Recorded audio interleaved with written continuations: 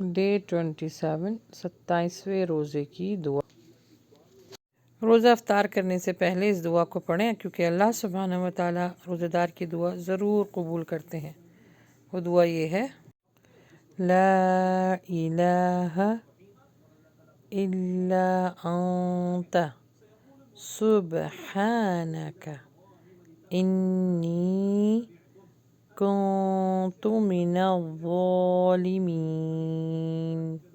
اے اللہ، تو تمام عیبوں سے پاک ہے، تو بلند اور بالا ہے، میں ہی قصوروار ہوں۔ لا الہ الا انت سبحانک انی کنت من الظالمین۔